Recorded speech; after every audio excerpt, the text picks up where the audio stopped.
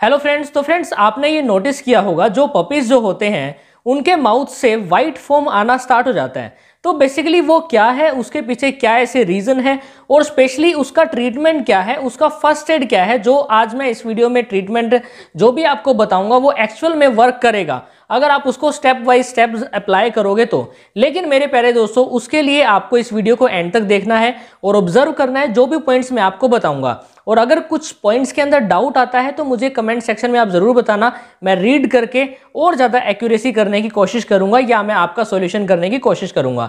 तो मेरे प्यारे दोस्तों, जब भी आपका जो डॉग व्हाइट फोम निकालता है तो उसके पीछे बहुत से रीजन है। सबसे पहला है गैस्ट्रोइंटेस्टाइनल अपसेट, यानी जिसका डायरेक्टली जो रिलेशन होता है वो होता है पेट से। यानी अगर पेट के अंदर किसी भी तरह की कोई समस्या होगी है आपके डॉग की बॉडी के अंदर, यानी उसने ऐसा कुछ खा लिया है जो उसको डाइजेस्ट नहीं हुआ, इनडाइजेशन की प्रॉब्लम है, एक्सेसिव अमाउंट में उसको ब्लोट हो रहा है यानी गैस बन रही है पेट के अंदर, तो बेसिकली वो व्हाइट फोम सिक्रेट करेगा माउथ से, जिसको हम एसिड रिफ्लक्स भी बोल सकते हैं। तो सबसे पहला तो पॉइंट ये है गैस्ट्रोइंटेस्टाइनल अपसेट। सेकंड नंबर पे आता है कैनल कफ। अब एक कैनल कफ नाम की एक बीमारी होती है जो कि एक रेस्पिरेटरी एक डिजीज होती है, जिसके अंदर आपके डॉग को कफिंग भी होगी, स्नीजिंग भी करेगा आपका डॉग और साथ में आपके डॉग को वोमिटिंग भी होगी। तो इस कैनल कफ का भी एक यही सिम्टम रहता है कि हाँ, ऐसा हो सकता है कि व्हाइट फोम कैनल कफ के अंदर भी आ रही है। तो आपको अच्छे से डायग्नोस करवा लेना है अपने नियर बाय वेट से। और थर्ड नंबर पे जो पॉइंट आता है वो आता है एसिड रिफ्लक्स, जैसा कि अभी मैं बात कर ही रहा था। अब एसिड रिफ्लक्स का मतलब एसिडिटी होना, आपके डॉग के पेट के अंदर एसिड बनना, हम देसी लैंग्वेज में बोल सकते हैं ना तेजाब बन गया। तो बेसिकली उसी टाइप का डॉग के अंदर भी होता है। ये कब बनता है? जब आपका डॉग कुछ भी खा ले, मतलब एनीथिंग ईट, कुछ भी, मतलब उसका जो मन किया उसने आपके शूज को खाना स्टार्ट कर दिया, आपकी सॉक्स को खाना स्टार्ट कर दिया, वो जो टॉयज को ना बाइट करना स्टार्ट कर देता है, या वो जो अपनी जो मम्मी जो होती है ना, मम्मी की जो चुन्नी होती है उनको खाना स्टार्ट कर देते हैं, बिकॉज उनको मजा आता है वो करने में।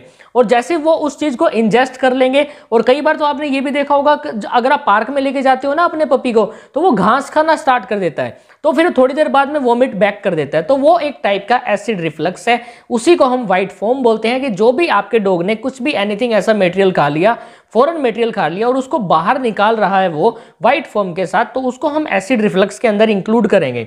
और साथ में ही मेरे प्यारे दोस्तों, अगर आपके डॉग ने किसी भी तरह का कोई स्पाइसी फूड खा लिया है या ऐसा फूड जिसके अंदर फैट कंटेंट ज्यादा है, तो भी व्हाइट फोम देखने को मिलेगा। और अगर आपके डॉग ने ओवर ईटिंग कर ली है, यानी जो उसको उसकी बॉडी को रिक्वायरमेंट थी उससे ज्यादा उसने खा लिया है, या मेरे प्यारे दोस्तों कई बार हम क्या करते हैं ना, हमारा जो पपी लेके आते हैं तो हम बड़े ही एक्साइटेड हो जाते हैं, हम क्या करते हैं कि हमारा डॉग जल्दी जल्दी बड़ा हो जाए और अच्छी से उसकी लुक बन जाए। आपको ऐसा नहीं करना है। बेसिकली आप सोचते हो कि हाँ मेरा डॉग बढ़ेगा, लेकिन इसी चक्कर में आप ज्यादातर मात्रा में कुछ ऐसी चीजें खाने को दे देते हो जो आपके डॉग के लिए हानिकारक होती है। जैसा कि एक एग्जांपल आया था, एक जो हमारे जो नियर बाय में हमारे जो नेबर थे, उन्होंने क्या किया, अपने पपी को क्या किया, जो एग जो होता है ना, एग के अंदर जो येलो कलर की योक होती है उसको खिला दिया बॉयल करके। तो उसके पपी ने ज्यादातर मात्रा में उसको खा लिया, फिर वो व्हाइट फोम करना स्टार्ट कर देता है, यानी वो बैक करना स्टार्ट कर देता है।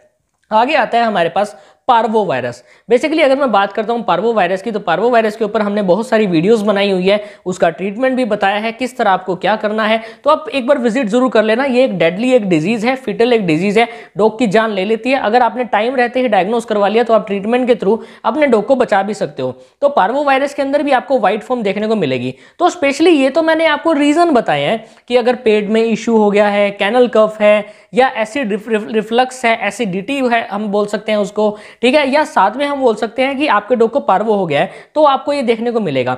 लेकिन इसका सॉल्यूशन क्या है, एग्जैक्ट पॉइंट तो सॉल्यूशन आता है ना।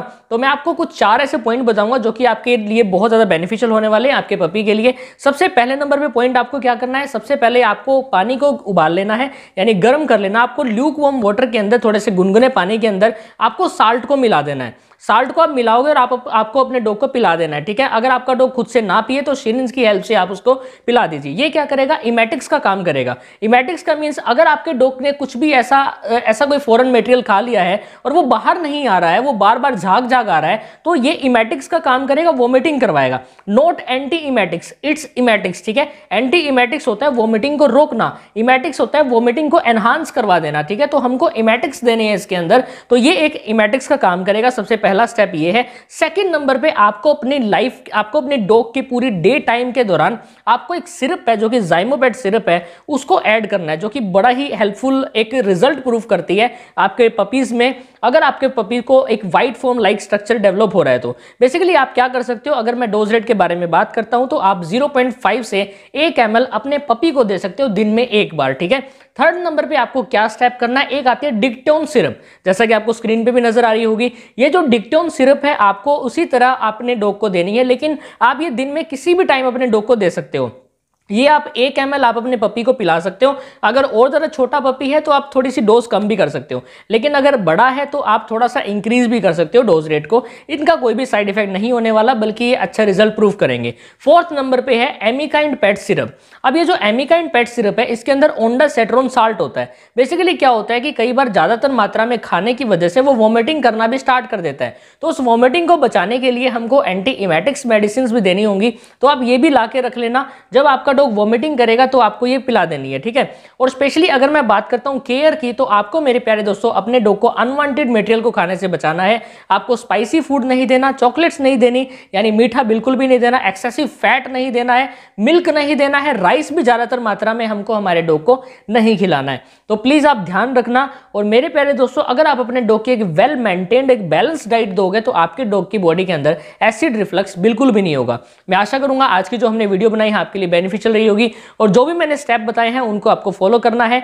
और स्पेशली अगर मैं बात करता हूं एमिकाइंड पेट सिरप की, तो एमिकाइंड पेट सिरप की जो डोज रेट रहती है वो आप 5 ml दे सकते हो 10 kg बॉडी वेट के हिसाब से, ठीक है। अगर आपके डॉग का बॉडी वेट 5 किलो है, यानी वो 5 kg है, तो आप 2.5 ml भी कर सकते हो। ओरली आपको ये सभी मेडिसिन अपने डॉग को देनी है। और स्पेशली बताऊं डिक्टोन तो आपको दिन में एक बार देनी है, या आप किसी भी टाइम दे सकते हो, लेकिन जो ज़ाइमोपेट है आपको अर्ली इन द मॉर्निंग देनी है, यानी मॉर्निंग के टाइम। तो मेरे प्यारे दोस्तों, thank you so much for watching this, and please do like, subscribe, comment and share. Thank you so much. जय हिंद, जय भारत।